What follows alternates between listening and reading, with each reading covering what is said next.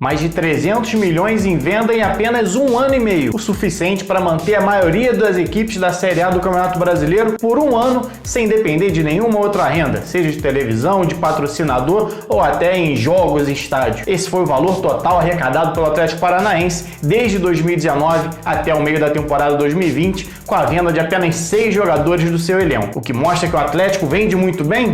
Sem dúvida alguma, mas que principalmente sabe captar muito bem jogadores dentro do mercado. Desses 6 atletas que renderam mais de 300 milhões de reais ao Furacão nos últimos meses, metade não foi revelada dentro do clube. Robson Bambu, por exemplo, negociado recentemente com Nice da França por 8 milhões de euros, foi captado junto ao Santos aos 21 anos de idade, quando estava em fim de contrato ali com o Peixe, acabou não renovando e chegou de graça ao clube paranaense. Já Bruno Guimarães, responsável pela entrada de 92 milhões nos cofres do clube, a maior venda da história do Atlético Paranaense, chegou ao rubro-negro aos 19 anos de idade, indicado por Fernando Diniz, seu antigo treinador no Audax de São Paulo. Quem chegou um pouco mais velho foi Rony, contratado aos 23 anos de idade, vindo do futebol japonês, já com passagem ali por Náutico e Cruzeiro. A negociação dele com o Palmeiras rendeu mais de 28 milhões de reais e ainda trouxe para o clube a chegada do Carlos Eduardo, jogador que havia se destacado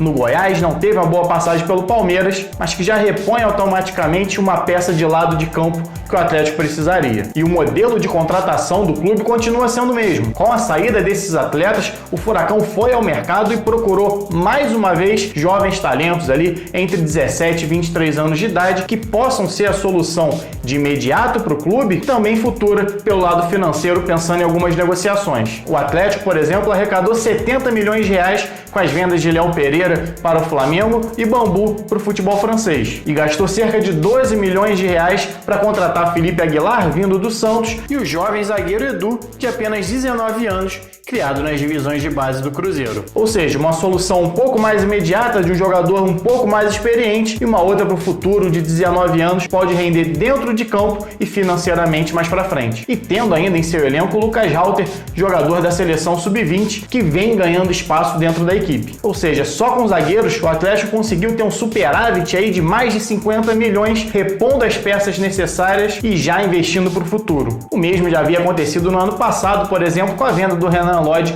para o Atlético de Madrid e a compra do Abner. Lodge saiu para a Espanha por 87 milhões de reais e o menino Abner, que vinha atuando pela Ponte Preta, jogador de destaque já nas categorias de base, foi contratado por 10 milhões. Mais uma vez, o Atlético vende por muito para o mercado externo e recontrata um jogador dentro do mercado interno com possibilidade de ser a solução de imediato e também futura do clube. Para repor a saída de Bruno Guimarães, o clube contratou agora o colombiano Jaime Alvarado, que disputou o último Mundial Sub-20 pela Colômbia e que pertence ao Watford da Inglaterra, e José Aldo, meia criado nas divisões de base do Palmeiras, que recentemente foi campeão brasileiro de aspirante pelo Internacional. 2 jogadores com potencial técnico para suprir a saída do Bruno e com potencial também de venda no futuro. Esse talvez seja o grande diferencial do Atlético em relação às outras equipes. Enquanto a maioria dos clubes espera a formação de 3, 4 grandes jogadores por temporada, o Atlético forma sim também seus jogadores, como é o caso do Renan Lodge,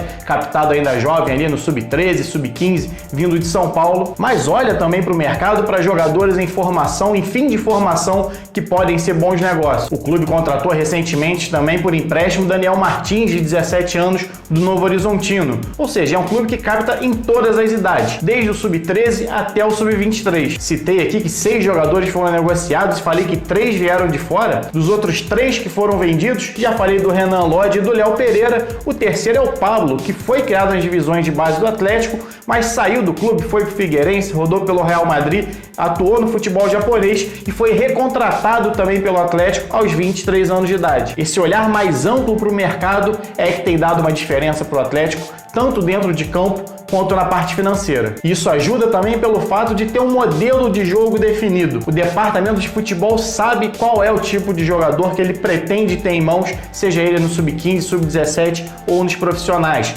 Zagueiros, por exemplo, com capacidade de criação, bom passe, como é o caso do Bambu, do Halter, laterais ofensivos, mas que sejam também de capacidade de construir com a bola nos pés, não necessariamente jogadores de velocidade que vão sempre à linha de fundo, mas que atacam muito bem também por dentro, como é o caso do Renan Renan Lodge e é o caso do Abner. E meias com controle de jogo capazes de jogar com e sem a bola, como é o Bruno Guimarães e o que se espera do Alvarado e do José Aldo nessa passagem deles pelo clube. O Atlético é, portanto, hoje o grande exemplo de profissionalismo que vem dando certo no futebol brasileiro. Um clube que, além de vender muito bem por ter uma estabilidade financeira, sabe captar muito bem exatamente para manter essa máquina girando.